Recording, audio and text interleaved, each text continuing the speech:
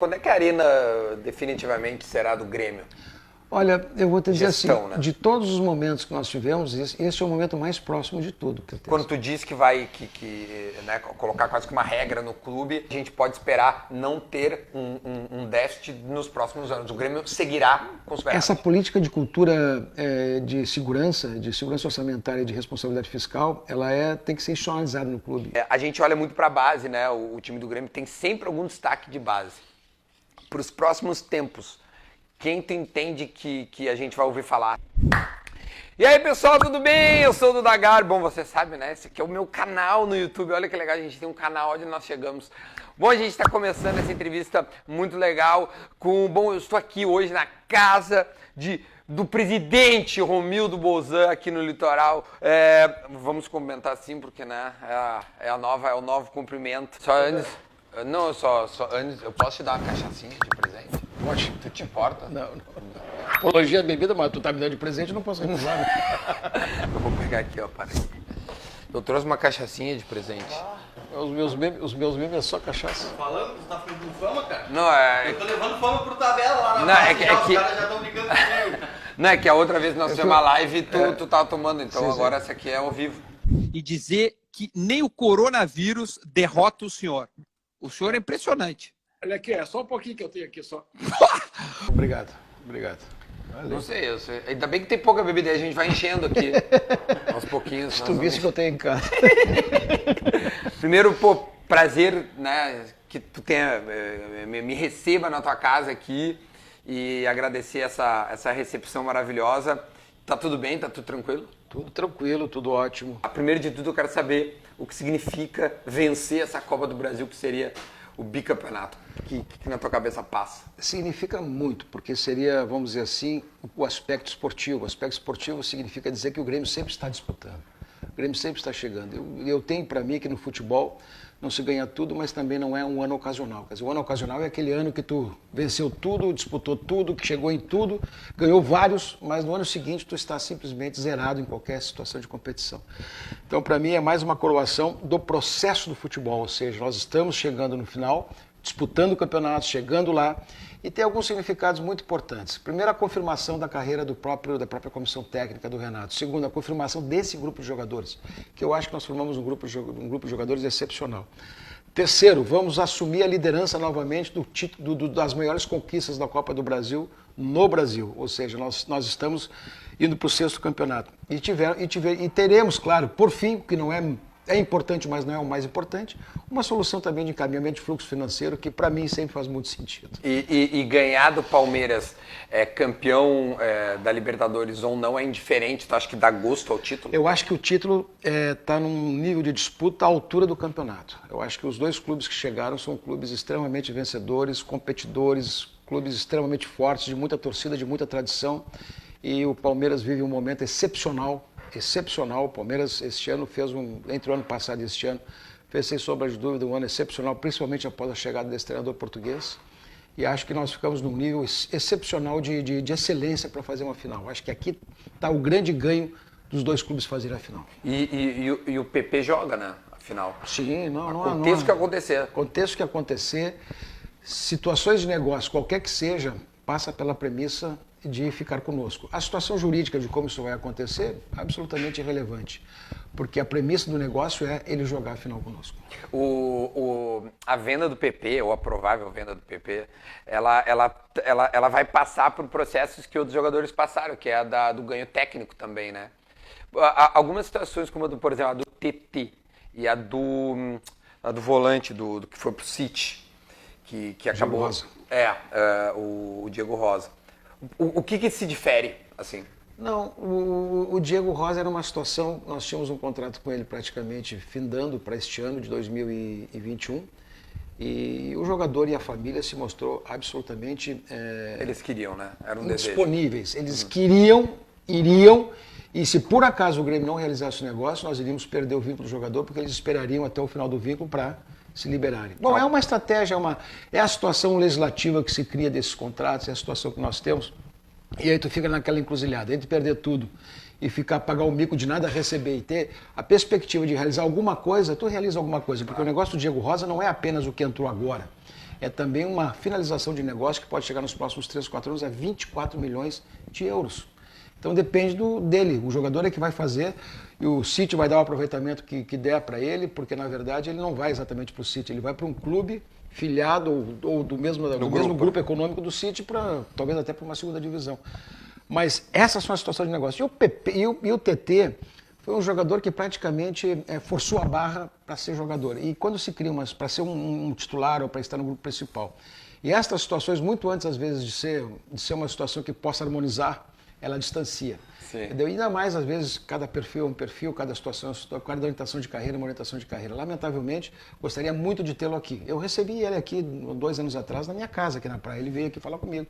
Tá bem, procuramos conciliar e tal, mas chega um determinado momento. Ele veio para justamente isso, pedir para jogar? Para tentar ficar no grupo principal, para ver se recebia oportunidades e tudo mais. Mas como tem uma situação de hierarquia, tem uma situação de organização de plantel e de posição, acabou não dando. Lamento. Mas também quero te dizer que o Grêmio realizou um grande negócio naquela oportunidade. O Grêmio realizou um grande negócio e poderá ainda ter um grande ganho. Esse grande ganho que tu te refere é 15% sobre o lucro do negócio, certo? 15% sobre a mais-valia, ou seja, aquilo que exceder a 15 milhões de euros será objeto do Grêmio. De percentual do Bom, ele tem jogado muito bem, né? Ele foi melhor aí acho que Real Madrid Shakhtar, ele foi eleito o melhor da partida, ou seja, ele já está bem visto na vitrine. Vocês notou o campeonato que mais torce que ele vai muito bem. É o contrário, não é aquele cara, o torcedor às vezes diz assim, esse cara foi embora, eu quero secar ele. Não, bom que... Nesse caso, quanto melhor ele ir, melhor será. O Diego Rosa também, né? A gente tem que torcer para ele bem. Esse aqui é 100%, mas vamos dizer, se ele fizer os bônus, nós chegaremos logo em seguida a 20, nesse primeiro momento foram 5, 6 milhões de euros. Teremos ainda mais quase 20 milhões, 18 milhões, 19 milhões de euros para buscar. Na temporada que vem, né, 2021, assim, a torcida pede muito que o Grêmio invista no Brasileirão. Eu sei que o Renato sempre fala, não, nós estamos disputando e por vezes a gente acredita, porque realmente o Grêmio vai a fundo em alguns jogos, mas às vezes parece que o Grêmio dá uma acalmada e pensa nas Copas. Já te passou pela cabeça 2021 ou até 22, né, que são os teus 2 mandatos, investir no Brasileirão, porque poderia fazer aquela sequência que o COF fez, né, de Copa do Brasil, inclusive até 2, né? Um ano outro. Né? Isso passa pela cabeça, o Brasileirão é difícil escolher, como é que é no início do ano vocês param, vamos esse ano no Brasileirão, vamos seguir nas Copas? A premissa disso está no tamanho do plantel e na qualidade do plantel que tu conseguir fazer. Passa, em primeiro lugar, por isso, porque se tu fica competitivo, mesmo jogando com time reserva, um time misto, às vezes tu consegue passar. Este ano se tentou, e o ano passado se tentou isso. Nós contratamos praticamente quase 10 jogadores, e esse elenco, para mim, era um elenco muito forte, pelo menos do ponto de vista dos nomes. Tinha jogadores para todas as posições, tinham jogadores de qualidade para todas as posições, poderia acontecer isso. A desgraça que houve foi exatamente a parada. Claro, óbvio. A parada, né? E depois ainda perdemos o Caio Henrique. Isso. E aí depois também tivemos algumas situações de não correspondência plena daquilo que a gente tinha expectativa. Mas a premissa dessas questões está exatamente na qualidade do plantel que tu monta. A segunda situação é naquilo que tu vai avançando. Quer dizer, se tu tens uma situação de ir bem nas Copas e de começar a chegar perto, tu sempre decide a partida. Quer dizer, quando tu tá no mata-mata, tu decide ali, ou tu cai fora, tu vai. Às vezes tu tem que dar uma priorizada nisso. Por quê? Porque tu não quer sair daquilo ali. Sim. Não é questão de dar certo ou não dar certo, de priorizar isso, priorizar aquilo. Porque o Grêmio, quando priorizou o Campeonato Brasileiro, o ano passado, o Grêmio chegou praticamente em quarto lugar. Ele dá uma arrancada quando ele parece que ele foca. Mas eu não vejo como não estar sempre atento ao Campeonato Brasileiro. Agora, tu não ganha por dedicação, tu ganha exatamente por formação de plantel, por capacidade de ter no elenco jogadores à altura de fazer ambos os campeonatos. Eu posso te contestar? Claro que sim. Quem está disputando o título hoje é o nosso maior rival. E eu acho o plantel deles inferior ao nosso. Eu também acho que o plantel deles, vamos dizer assim, não tem exatamente a qualidade dos nossos jogadores. Mas eles entraram numa situação de encaixe. Encaixaram o time. E quando um time encaixa, quando um time dá certo, quando um time dá liga, os resultados vêm, às vezes, mesmo sendo um time com jogadores talvez não expressivos, mas jogadores com vontade. Não, o time não é ruim, isso é um fato. O time encaixou, o time tem jogadores novos, os jogadores estão querendo mostrar, querem mostrar serviço, né? Estão numa linha de autoafirmação. E vamos combinar, no futebol, subjetivamente, do ponto de vista emocional, isso faz muito sentido. Quem pensa que sim, quem pensa que não, está equivocado. Inclusive faz tanta diferença emocional que times, às vezes, que têm segurança de alguma outra disputa, se recolhe. Sim. Se recolhe porque acha que pode ganhar outra. Então, isso funciona no subjetivo do inconsciente coletivo do futebol. Bom, não seria caso, é mais ou menos isso. Presidente, se porventura se votasse para a volta do mata-mata no Brasileirão, o que o senhor votaria? Porque a gente falou agora que o mata-mata às vezes é a prioridade para casa. Se puder, porque nós fomos campeões brasileiros a última vez, no mata-mata, numa outra forma. Sim. E vou até dizer assim, acho que seria muito mais emocionante. Quer dizer, essa discussão a gente teve lá para 2015, 2016, chegamos a propor isso e aí veio uma discussão, e eu nunca me esqueço de uma paulada que eu levei do Juca Kfouri, que estava de férias e entrou correndo exatamente para desfazer isso, porque existe um campeonato de pontos corridos e existe um mata-mata que é Sim, a Copa do Brasil. Mas veja bem, se tu termina numa situação, para mim eu faria uma espécie assim de play-off. Para mim, até a moldagem correta do Campeonato Brasileiro, classificam 4 ou classificam 2 do primeiro turno, 2 do segundo turno, primeiro, porque tu dá condições dos clubes que estão mal no primeiro turno se recuperarem para fazer uma boa competição, mas tu dá chance para todo mundo. Aí tu chega no final, tem os 2 primeiros do primeiro turno, os 2 primeiros do segundo turno e faz um play-off. E se repetir? E se repetir, vem o próximo. Aí tu arruma uma alternativa do ponto de vista regulamentar, mas vem o próximo que estava ali naquela classificação. O que eu posso dizer? Se repetir, tu até pode dar o título. De repente, enfim. Se o primeiro ganhar o primeiro e o segundo, ele é o campeão. É o campeão. Mas tu pode fazer um playoff de 4 exatamente para organizar uma questão mais emocionante, para dar um campeão que seja exatamente a expressão verdadeira dos pontos corridos e da melhor forma. Não seria um mata-mata, um playoff. Mas o senhor votaria por isso? Eu votaria por isso. Eu gostaria de ter 2-2, 4 para playoff e aí os 4 fazem entre si o melhor de todos. É interessante. Outra coisa que eu acho legal falar, bom, o Grêmio ele vem tendo superávit há algum tempo. E vem investindo na base e vem dando certo. Em algum momento o Grêmio foi lá e contratou um que outro jogador, deu o tal do lance esse sei lá, o lance mais forte, sim, assim, sim. né? Bom, o Flamengo faz isso e fez isso mais assertivamente. Ele parece que ele acertou o cara na mosca que tinha que ser.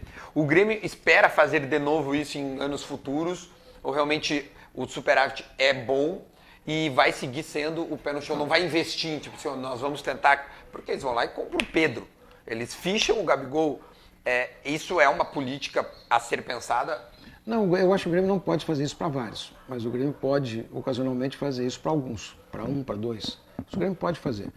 Mas o mercado que o Grêmio trabalha é um mercado de jogadores que são jogadores que às vezes estão numa posição boa ainda de disputa de futebol, mas que não tem exatamente essa saliência toda no futebol. O Grêmio disputa um mercado diferente desses de jogadores efetivamente prontos, selecionáveis, que vêm de fora, que vêm da Europa e tal, e que são fechados às vezes a preço de ouro. Esse mercado para nós ainda não porque sejamos superavitários ou não, superavitário é uma consequência de uma política de governança que na verdade ela é necessária para dar sustentação ao clube.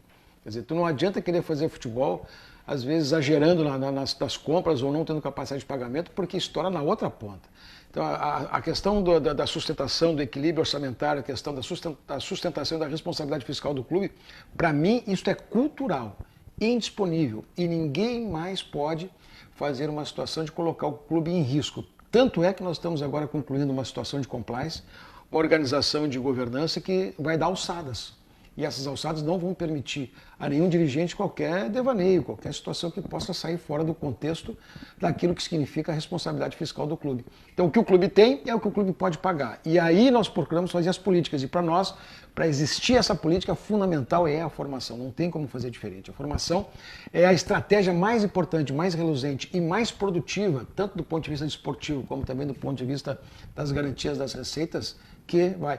O ideal, no cenário ideal, no mundo ideal, seria o dia que um clube não dependesse das suas receitas ordinárias de venda de direitos econômicos. Aí o clube está absolutamente sólido. Mas daí dependeria de TV, de marketing? Os contratos de TV, de marketing, os contratos de sócios, principalmente onde tem muito espaço para buscar essas situações, é exatamente uma fidelização ampla e grande no quadro social.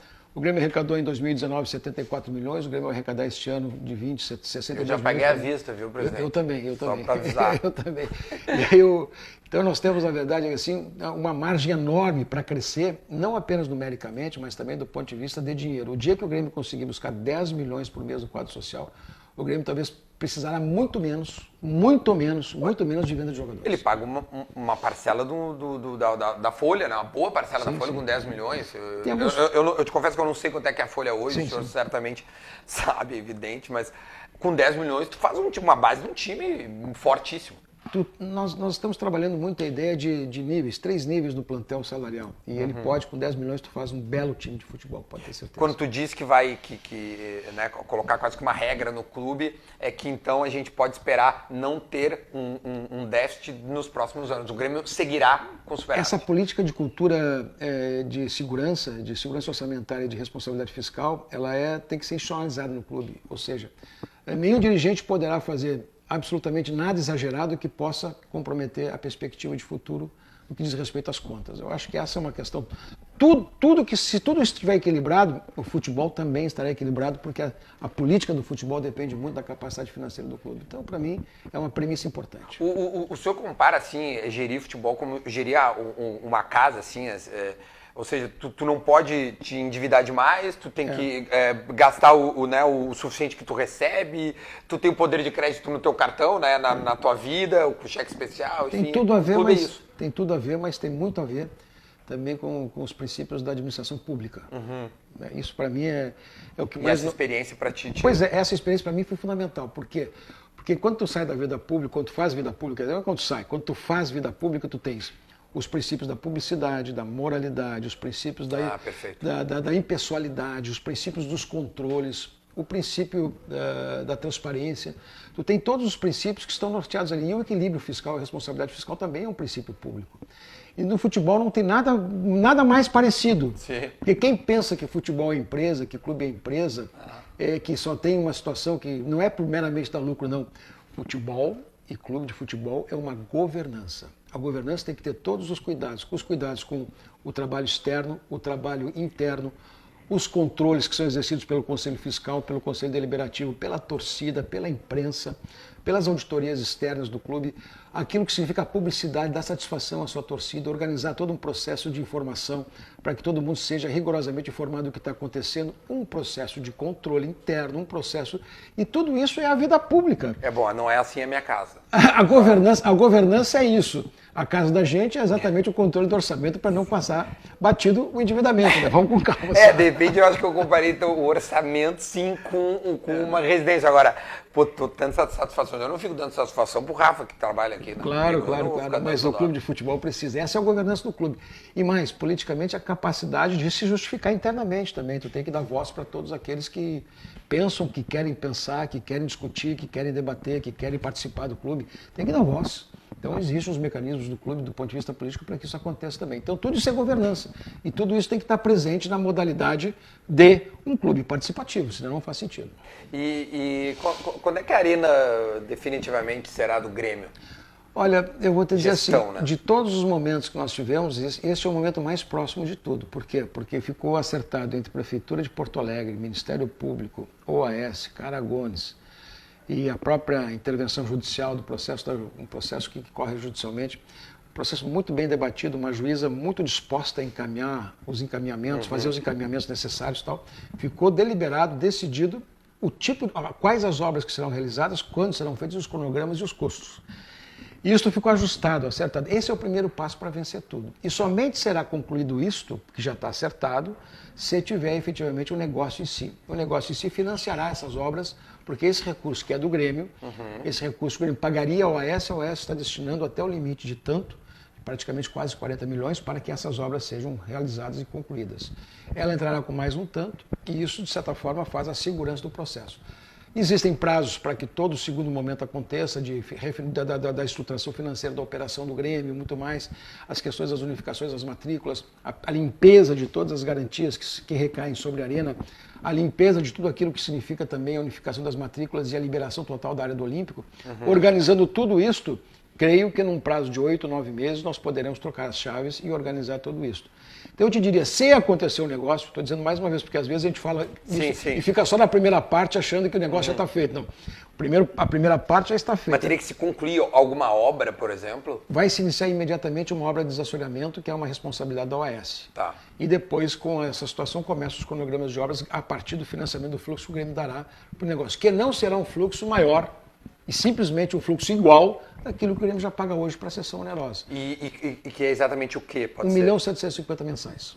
O Grêmio paga 1.750.000 por mês. Por mês, para usar a arena. Para usar a arena, é isso. E este fluxo será pago até o final de 27, até o 31 de dezembro de 27, certo. Independente dessa situação que acontecerá, porque nós iríamos pagar São isso os 15 até... anos. Exatamente, nós teríamos que pagar até 33. O negócio está exatamente aí, quer dizer, diminui o prazo.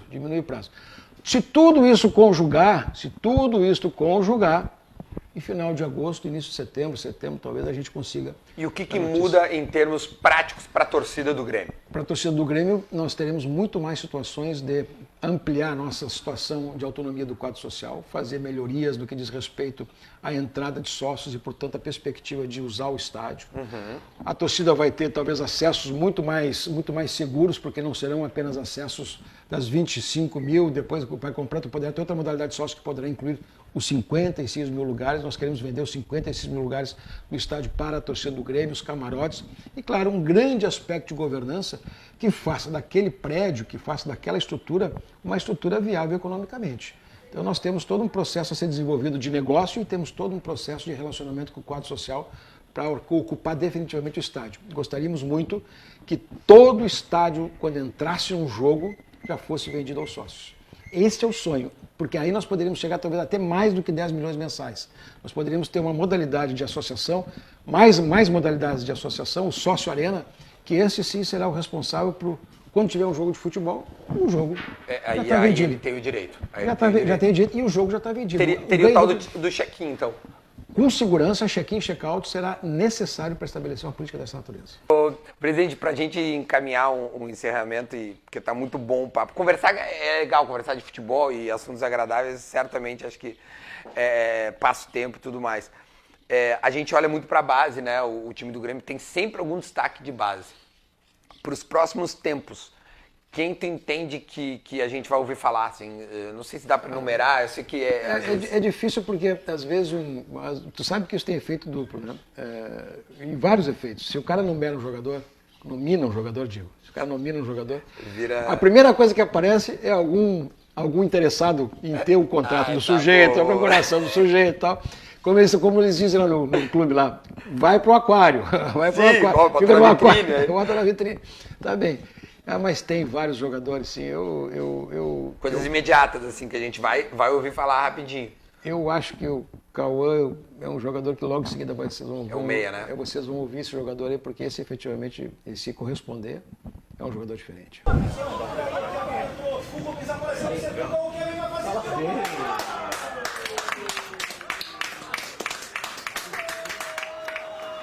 Uma outra coisa que eu fico aí é uma curiosidade de verdade. Assim, o Grêmio tem olheiros vasculhando mercados sul-americanos, porque de uma hora para outra o nosso futebol se encheu de jogadores estrangeiros. Poxa, o Soteldo foi achado no Achipato, né? Enfim, o Vinha estava... Foi ofertado para o Grêmio. E por que nós não compramos ele? Porque nós tínhamos o Everton, nós tínhamos o PP, nós tínhamos vários jogadores para posição. Sim, óbvio. Não vamos sobrepor, não. É um belíssimo jogador, nossa. Não, e aí tu olha assim, ó, porra, mas isso aí tem 1,5 metro. Eu sei. Porra, tu tem o Everton, tu tem o PP, aí tu vai comprar um jogador venezuelano de 8,5. Primeira coisa que surge é o preconceito, lamentavelmente. Mas eu acho que a grande questão é exatamente ter a capacidade de apuração e a capacidade de avaliação. Mas o Grêmio tem olheiros em vários pontos do país e está ampliando. E também o Grêmio está mudando a estratégia de captação. Legal. Porque, na verdade, tu olha no país inteiro essas escolas de futebol, o Grêmio tem 100 e tantas escolas conveniadas. Essas 100 escolas conveniadas são o principal abastecedor do Grêmio de jogadores. Porque tu tem lá no Mato Grosso, tu tem no Norte, tu tem no Centro-Oeste, tu tem no Nordeste, tem vários pontos. Essas, tem na região Sul, muitas no Sudeste, essas escolas indicam muita gente para nós. Então ali se faz um peneirão enorme numa peneira. E todos os anos tem a reunião de todas que faz um grande torneio no Cristal. Esse ano não vai ter. Sim. Mas essa é a primeira situação. A outra situação, se tu vai sair fora das escolas conveniadas, tu vai exatamente nos grandes clubes formadores que já são acostumados em termos de São Paulo. O Grêmio está mudando um pouquinho a estratégia para saber onde é que esses clubes do interior de São Paulo se abastecem. Então a gente está indo na raiz da situação. O Grêmio está tentando organizar uma coisa nesse sentido. E aí sim a gente pode ir antes do que esses clubes fazem, porque depois a gente vai ter que fazer mais uma outra negociação para organizar também o nosso provimento. E o Grêmio está ampliando sim bastante a nossa questão de captação. E isso que veio, que deu fruto, Luan, Pedro Rocha, o Wallace e tal, era uma política X. O Grêmio entende que trocar a política é certo ou vai agregar uma política? Não se examina, não se deixa de ter. O Matheus veio... O Matheus veio não se deixa de fazer esta, mas tu também faz esta. Quer dizer, tu amplia o leque de captação. Está agregando uma política de busca. Amplia o leque de captação, isso é fundamental para a gente. Botando recursos e ampliando tudo mais. Até nós tivemos uma reunião 2 semanas atrás, exatamente de organização sobre tudo isso, envolvendo base, transição, profissional e a presidência do clube e a direção e vice-presidente de futebol do clube. Por quê? Porque estávamos exatamente organizando cada vez mais a qualificação desse processo. Para nós é estratégico, é fundamental e importante que o Grêmio tenha cada vez mais aprimoramento disso tudo. Porque o Grêmio, inaugurando agora em março, possivelmente vamos inaugurar o nosso novo albergamento, nosso novo hotel, o Grêmio vai ter talvez uma das melhores estruturas de futebol de base do futebol brasileiro, entendeu? Vai ser uma excelência. Então a gente vai ter condições de dar mais... E a base está sendo muito reconhecida, né, presidente? Sim. Todo instante surge algum guri que, vai para a seleção. O Everton está indo toda hora. Nós chegamos a jogar uma partida recente agora com 6 jogadores oriundos da base. Isso é um... mais de 50% do time titular que começa da base é maravilhoso. É isso. Agora sim, eu juro que é para encerrar, que as perguntas vão vindo na minha cabeça e eu vou fazendo. O que foi feito com o Marcelo Oliveira, de seguir com ele dentro do clube, e não foi gratidão nem nada, acho que era uma posição realmente importante. Há um pensamento para algum outro jogador do plantel seguir no clube, porque há jogadores que me parecem que têm esse perfil como o do Marcelo. Às vezes tu pode ter o perfil, no caso do Marcelo acabou sendo coordenador técnico e está indo, ele embora seja uma pessoa que saiu eu até brinco com ele, quer dizer, não almoça mais na mesa dos jogadores, não anda no ônibus junto com os jogadores. Ele virou dirigente mesmo. Dirigente, tá te acostumando, não? Aqui é outra coisa, aqui não vai achar que... Aqui tu é vidração, hein? Vidração. Eu brinco com ele nesse sentido, mas ele é uma pessoa que rapidamente assimilou o seu papel e rapidamente cumpre o seu papel, porque ele sabe exatamente o sentimento do jogador que está lá e ele sabe exatamente o sentimento que como o jogador precisa ser acolhido. E às vezes responder a situações que ele viveu e que ele pode dar experiência nos dois sentidos, para confirmar às vezes a angústia do jogador e também para aconselhá-lo. E ele tem feito isso com extrema maestria. Talvez outros não tenham o perfil do Marcelo, que é um jogador mais tranquilo, é uma pessoa mais assim, centrada. Outros talvez tenham posições até do ponto de vista técnico. Uma outra situação e tal. Então, um trabalho específico ali, aqui. Cada momento é um momento que se examinará exatamente a partir disso, mas que tem perfis diversos que poderão ser reaproveitados ou reaproveitados do clube depois de terminar a carreira? Claro. Essa pergunta eu muito fiz por causa do Michael, né? A gente vê uma liderança natural assim, e lamenta muito a situação do Michael, que ele mesmo coloca, não sou eu que estou falando, né? Ele lamentou, então a gente passa por isso, assim. Eu converso com ele muito frequente sobre isso, ele se sente muito angustiado, mas talvez muito contemplado, porque ele sabe exatamente o papel que ele representa no clube. Ele é muito significativo. Presidente, muito obrigado, acho que foi um bate-papo enriquecedor e esclarecedor também. Te agradecer, pedir o pessoal aí, segue não, né? Se inscreve, ativa a notificação, dá o joinha, o likezinho e tal, para esse vídeo explodir. E aí a gente está sempre buscando mais conteúdos, tá bom? Muito obrigado, presidente. Valeu, velho. Tamo Muito obrigado pela cachaçinha. É verdade. Tchau, gente. Até a próxima.